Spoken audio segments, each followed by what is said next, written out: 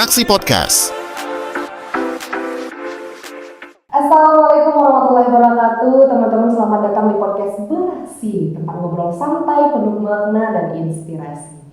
Hari ini bersama saya Isnani. Nah, teman-teman, belakangan ini kita sering banget nih dengar tentang nama seseorang, itu Siti Sarah. Ternyata ada banyak cerita dan perjalanan luar biasa dari seorang Sarah ini.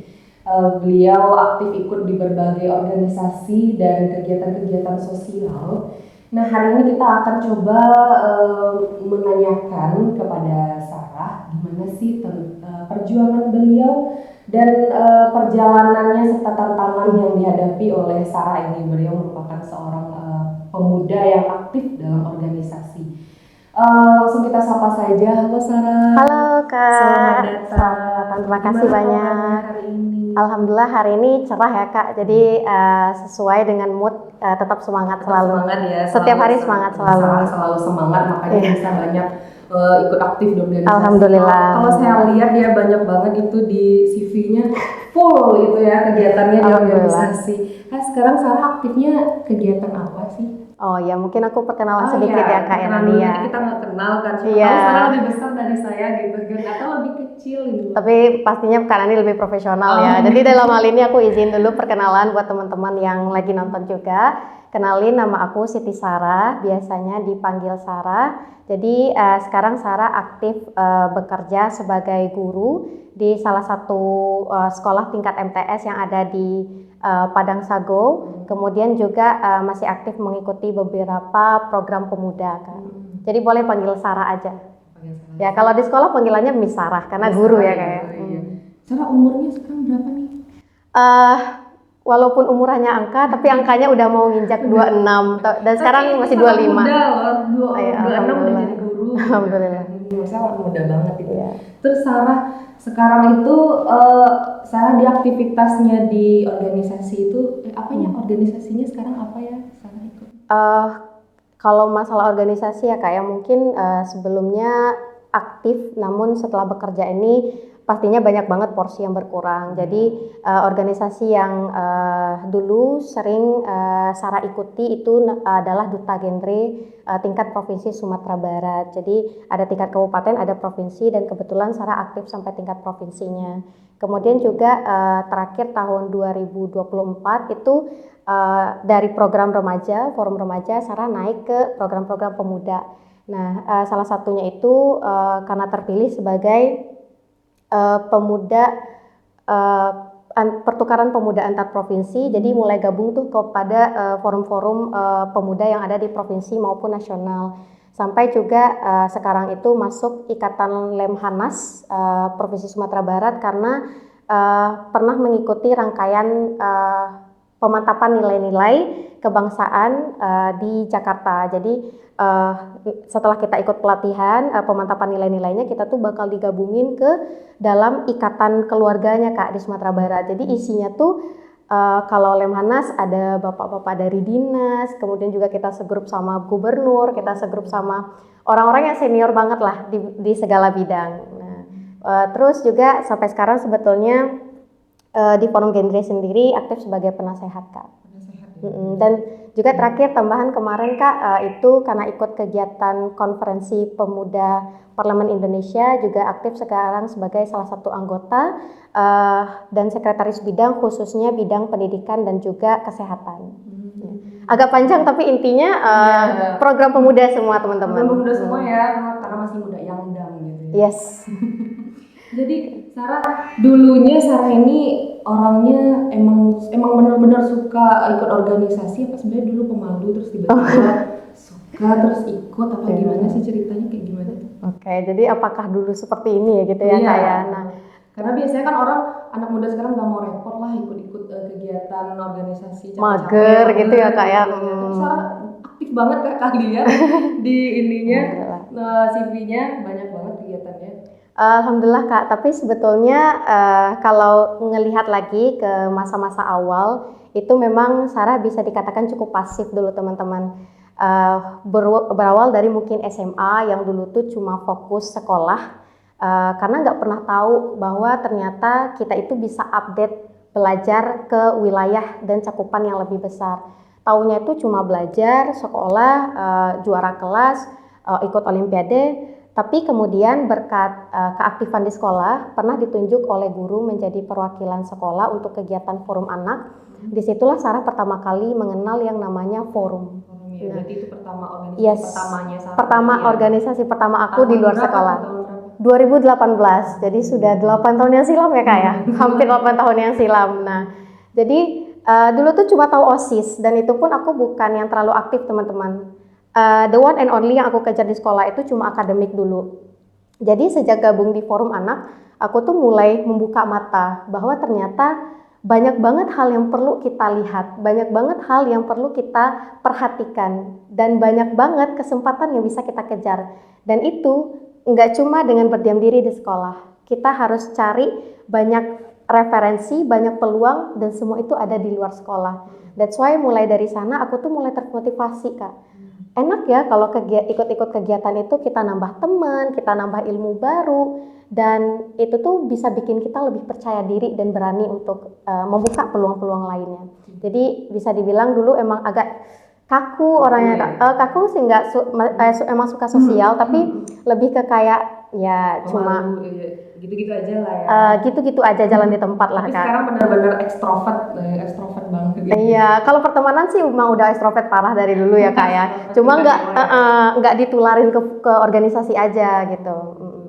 Terus Sarah dulu waktu ikut organisasi pernah rasanya kayak nggak pede gitu? Oke, dan mungkin pengalamannya tuh di forum anak ya Kak ya. Awalnya tuh karena aku memang sudah biasa tampil, berbekal tampil-tampil di kelas nih Kak, atau tampil kultum di sekolah, aku sudah merasa sedikit punya keberanian. Dan memang tidak terlalu takut untuk ngomong. Tapi di situ aku bisa lihat, aku kalah banget dari segi pengalaman sama teman-teman yang lain, teman-teman dari sekolah lain. Dan dari situ aku belajar untuk lebih banyak mendengar lagi. Nah, jadi bekalnya ini emang kepercayaan diri yang didapatkan dari sekolah Kak. Nah, jadi alhamdulillahnya waktu pengalaman pertama aku nggak terlalu takut. Nah, jadi ternyata kita presentasi yang cuma katanya di kelas itu akan so much helpful kalau kita betul-betul betul-betul sepenuh hati dalam proses belajar yang kemarin-kemarin. Dari kemauan diri sendiri gitu. Benar banget Kak. Terus waktu Sarah ikut pertukaran pelajar yang ke Malaysia itu? Itu ya? Di mana itu? Keren banget ada ikut pertukaran pelajar itu. Iya, jadi kebetulan waktu itu kampus ngasih kesempatan untuk akses belajar di kelas yang bercampur dengan siswa dari Malaysia, dan memang waktu itu kerjasamanya sama Malaysia karena situasinya itu pasca corona Kak. Nah pertukarannya tuh online. Nah sayang sekali ya Kak ya. Tapi padahal bisa yes. Nah tapi nggak apa-apa deh, nggak usah dibikin sedih. Kita harus tetap manfaatin peluangnya buat belajar. Yes. Waktu itu kebetulan dibuka sama jurusan dan dikasih kesempatan anak-anak yang mungkin terbilang aktif dan kemudian dipilih sekitar beberapa orang, kalau nggak salah aku kurang dari 15, sekitar 10 orang gitu Kak untuk ikut. Nah, dan itu tuh seleksinya terutama waktu itu bahasa sih Kak. Nah, jadi alhamdulillahnya aku alhamdulillahnya aku tuh waktu kuliah ikut kelas internasional, dan makanya kelas ini tuh emang langsung dilirik kalau misalnya ada program-program yang berbau pertukaran keluar gitu ya Kak ya. Tapi walaupun online nih Kak, aku tetap merasa kayak wah ini adalah pengalaman yang luar biasa bagi aku gitu. Internasional ya, udah internasional. Iya, sekelas sama orang-orang dari luar gitu Kak, dapat pengajar dan experience yang berbeda juga daripada di kampus sendiri. Sarah ini ya jadi private tutor. Oh ya, karena guru nih Kak, jadi emang udah kerja part time dari dulu sebelum lulus kuliah. Oh, jadi part time ya? Iya part time Kak, jadi itu tuh waktunya keadaannya tuh waktu masih kuliah sambil PL. Karena ada peluang, jadi bisa dibilang aku tuh dulu udah mulai kerja dari sebelum tamat. Makanya itu berlanjut sampai sekarang. Jadi kalau sekarang berarti masih? Yes, masih Kak. Aku guru privat. Iya, karena aku buka bimbel aku sendiri yang memang nggak terlalu aku branding, tapi itu udah berjalan dari lama sebenarnya Kak, gitu. Jadi kalaupun aku bilang aku baru tamat kuliah itu 2 tahunan, tapi pengalaman mengajarku tuh udah 4 tahunan Kak. Iya. Jadi kuliah sambil kerja, multi talent banget ini. Alhamdulillah. Ada semangatnya Kak, ada Iya, semangatnya. tapi sambil kuliah, sambil kerja, gitu, sambil ikut organisasi juga gitu ya. Yang parlemen itu yang ikut Pemuda Parlemen pemuda Indonesia, parlemen Kak. itu juga itu kegiatannya tahun berapa? Itu tahun 2025 tahun kemarin Kak. Jadi posisinya tuh udah fokus kerja sebetulnya sebagai guru, kemudian tetap melek informasi. Nah makanya kemarin tuh coba ikut seleksinya tuh 3 tahap ya kalau aku nggak salah teman-teman, dan alhamdulillah kepilih sebagai delegasi untuk Provinsi Sumatera Barat. Nah itu kemarin Kak.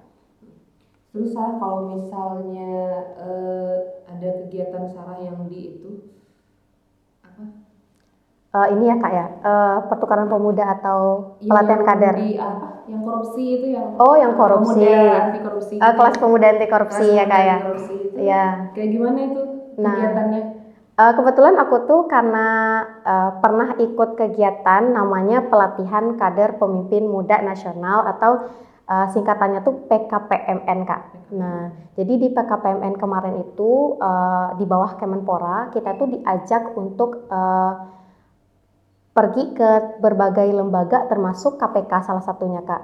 Nah dari sana tuh aku ngefollow KPK yang emang ngikutin kegiatannya, walaupun sebelumnya kan kita anak pemuda rata-rata melek korupsi sekarang ya Kak ya, tapi nggak yang sampai seserius itu memperhatikan. Ternyata memang pengalaman langsung itu membuat semangat kita tuh lebih membara gitu Kak. Jadi sejak aku mengikuti pelatihan di Gedung Merah Putih Jakarta, aku ya sampai ke situ Kak, sampai ke gedung KPK ngerasain sensasi, wah ini loh tempat orang ngurusin masalah yang bisa dibilang nomor satu, ya bukan bisa dibilang ya emang nomor satu di Indonesia nih, masalah dari dulu ya korupsi gitu. Nah dari situ tuh aku mulai melek info mengenai pelatihan seputar anti korupsi, dan di tahun 2025 itu dapat ada namanya kelas anti korupsi yang ternyata dijalankan KPK, dan itu tuh giliran per provinsi Kak. Pas dibuka kelas untuk Provinsi Sumatera Barat, aku langsung daftar dong, nggak mau melewatkan kesempatan. Alhamdulillahnya lulus gitu. Dan kemarin ikut pelatihan selama 2 hari di Asrama Haji Kota Padang, bareng teman-teman pemuda keren lainnya. Keren banget ya teman-teman. Terus Sarah, gimana sih pengalaman Sarah waktu selama ikut kelasnya gitu Kak? Yang KPK ya Kak ya? Kalau KPK, wah seru banget sih jujur, karena membahas isu korupsi bersama orang-orang yang sama-sama benci korupsi itu kebakar banget sih si ruangan teman-teman ya. Apalagi KPK waktu itu menghadirkan narasumber-narasumber yang keren banget, sehingga di situ kita walaupun seruangan itu yang diajak untuk berdiskusi, tapi aku yakin kita seruangan itu bisa memberikan juga api semangat untuk teman-teman yang lain supaya kita tuh sama-sama melawan korupsi dengan keras. Itu dia. Berarti Sarah tipe orang yang nggak akan melewatkan kesempatan gitu ya? Iya. Kalau aku orangnya Kak tidak ada kata tidak untuk mencoba. Jadi setiap kesempatan yang ada aku mau terus mencoba selagi bisa. Keren banget nih teman-teman. Ya, Sarah gimana sih awal Sarah memulai untuk ingin ikut berorganisasi, dan gimana sih Sarah belajar untuk pede gitu dengan dirinya, dan pasti orang-orang rasanya pengen ikut ini deh, kalau kakak kan misalnya pengen ikut organisasi tapi aku nggak bisa ini, aku nggak jago ini gitu kan, tapi Sarah gimana sih menumbuhin dalam dirinya untuk percaya diri gitu? Mungkin percaya diri itu adalah modal dari memulai sesuatu ya Kak ya. Jadi kalau kita nggak ada punya kepercayaan diri, kita biasanya itu selalu menghalangi diri untuk memulai. Kayak yang kakak bilang tadi, selalu bakal ada alasannya.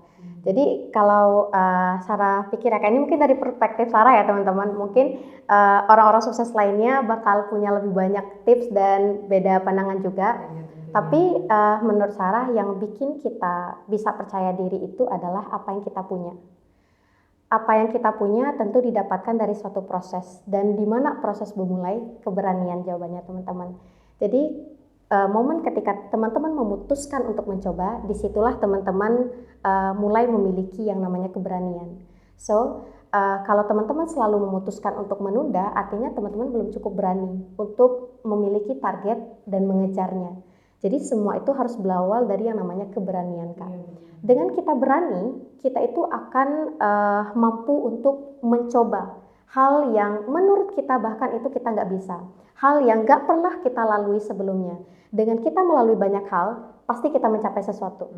Dengan kita mencapai sesuatu, apa yang akan meningkat? Kepercayaan diri. Wah, sekarang kita tuh punya yang namanya background. Sekarang kita punya yang namanya personal branding. Apalagi yang bisa bikin orang percaya diri kalau nggak personal branding sama pengalaman dan ilmu tentunya. Jadi semua itu menurut aku titiknya adalah keberanian, teman-teman.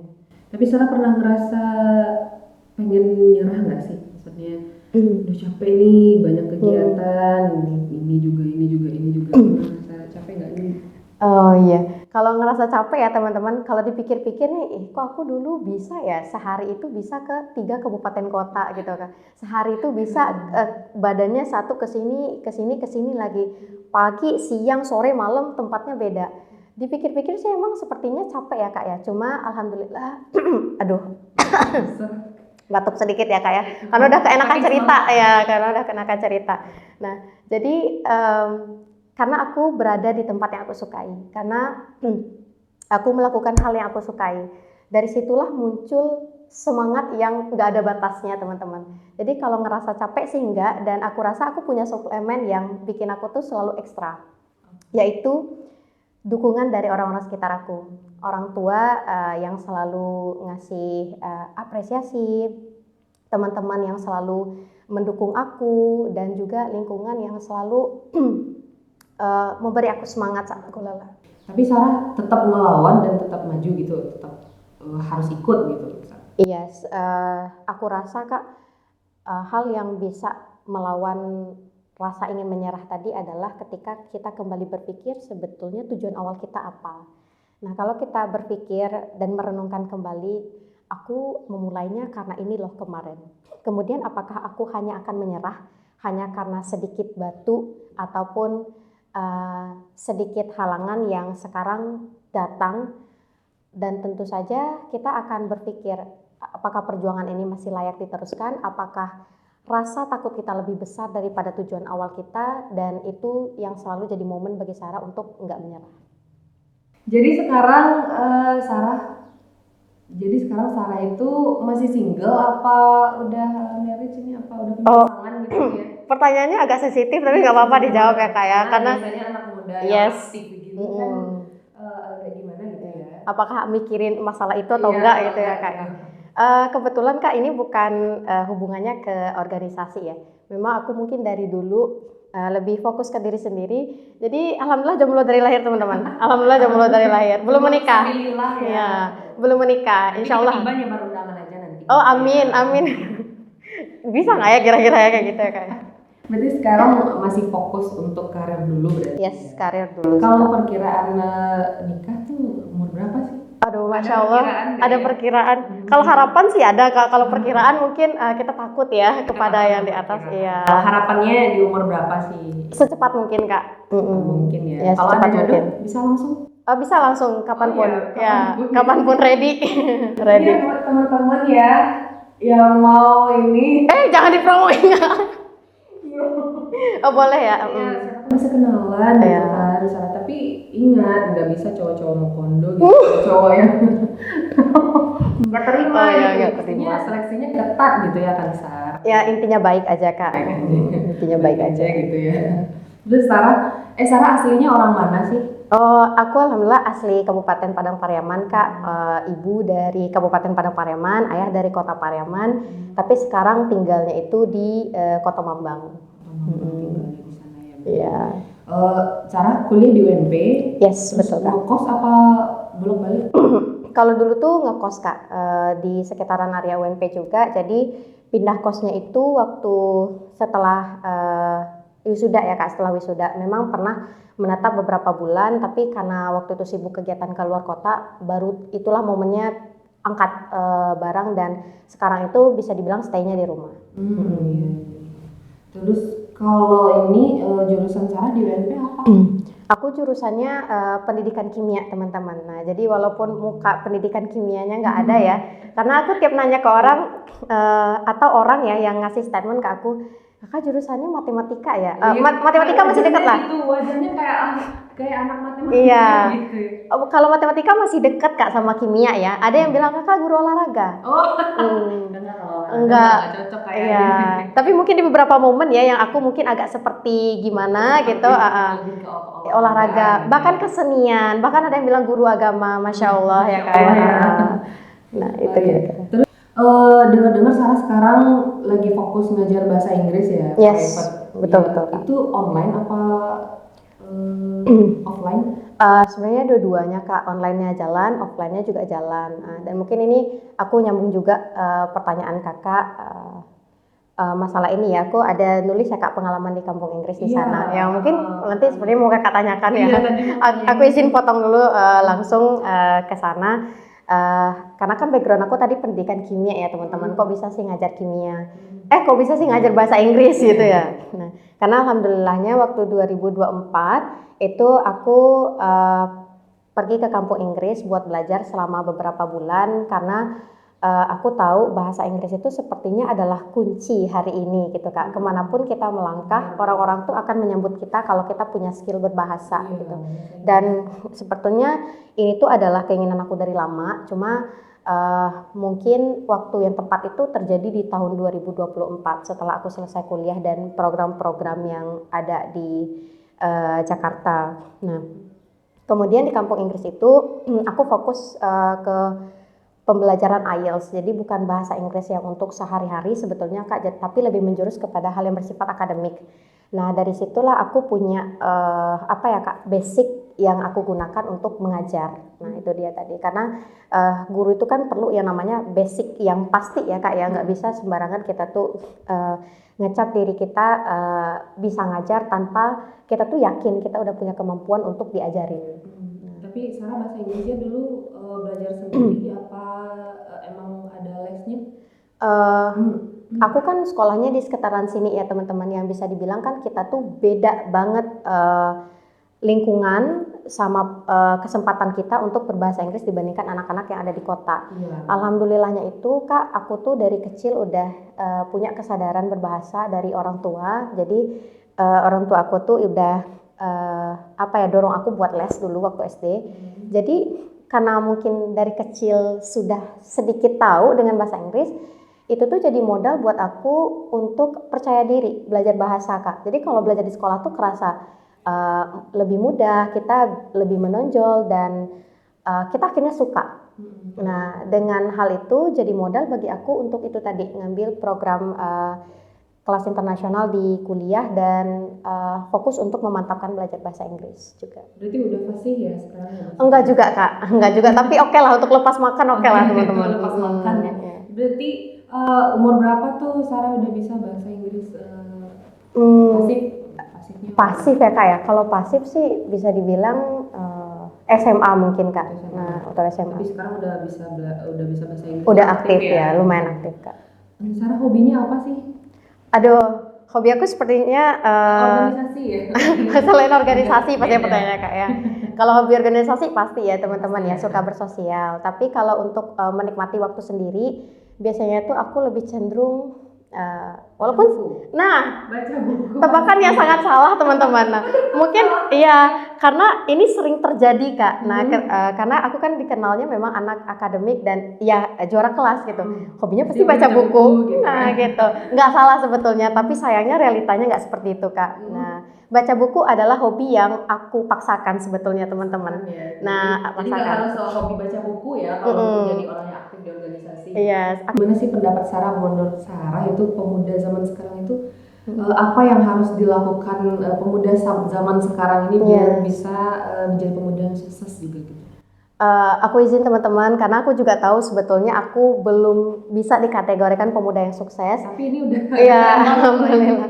Tapi kalau misalnya aku bisa berbagi dan mungkin ini juga untuk diriku sendiri adalah satu teman-teman, percayalah dari manapun kita berasal, apapun yang kita punya saat ini dan apapun apapun hal berat yang pernah terjadi di hidup kita itu selalu punya peluang untuk sukses. Kita tuh selalu punya peluang untuk bangkit. Jadi yang perlu kita lakukan adalah trust in process, trust yourself. Percayalah pada proses dan selalu percaya pada diri kita teman-teman.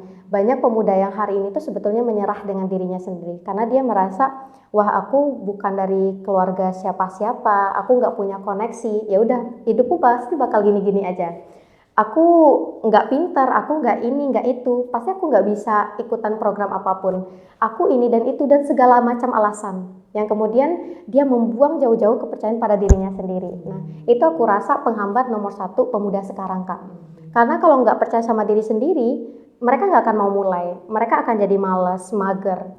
Karena merasa ya hidup bakal gini-gini aja. Enggak teman-teman. Aku udah merasa kalau dulu nih aku berpikir ya udah aku stay di sekolah aja gitu. Mungkin aku nggak akan merasakan pengalaman yang luar biasa seperti yang sudah aku lalui.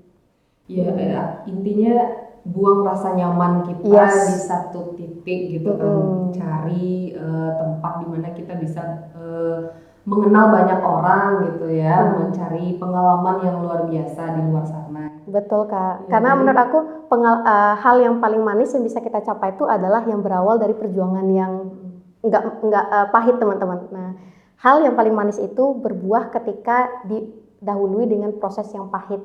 Nah, dan penuh luka. Iya benar banget ya. Tapi teman-teman luar biasa banget ini teman-teman.